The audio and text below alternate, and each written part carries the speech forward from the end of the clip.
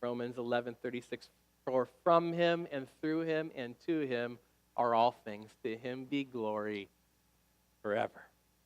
God's glory is our destination. That's the destination. That's where we're at, all for the glory of God alone. Kid Rock is a musical artist. If you didn't know who he was, you can listen to some of his stuff later. Another musical artist in history is Johann Sebastian Bach, a better artist in many ways. Bach was a Christian, and on all Bach's pianos and all of his compositions and the music halls he performed at the end of his composed works, he wrote this phrase, Soli Deo Gloria, all to the glory of God. That God would come after us, that he would initiate with us, taking the first step with his grace, and then to give us the gift of faith, and then to give us his only Son, Jesus Christ, and then to give us a Bible where we can read about it so that we can know the truth and be convinced of it and have a certainty and assurance that God would do all of that for us. The only appropriate, the only proper response is to say thank you. Gratitude.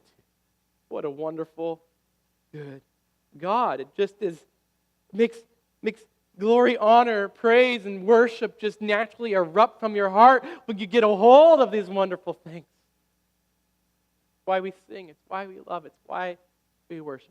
God has been good to us, and he deserves all the credit, all the glory.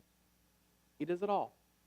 It begins with him, and it ends with him. From him and to him be glory forever and ever and ever.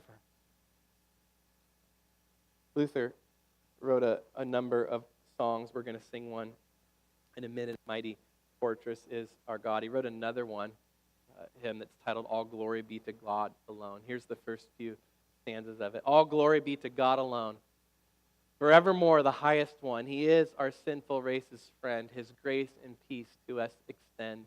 May humankind see his goodwill. May hearts with deep thanksgiving feel. We praise you, God. Your name we bless and worship you in humbleness. From day to day we glorify our everlasting God on high. Your splendor's glorious light we sing, and to your throne our thanks we bring. Our first main core value as a church is God's glory.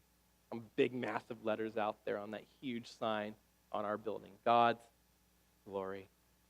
First and foremost, our church, the Resolve Church, exists for God's glory, to bring him glory. We want to be a God-centered people. When it comes down to it in life, we really only have two options. You're either going to live for your own glory, or you're going to live for God's glory. Only two options, only two ways to live your life. What the Reformation teaches us is that God deserves the glory. He deserves the credit for everything. Praise his name. It didn't begin with us. We can't save ourselves, and it doesn't end with us. It ends with him.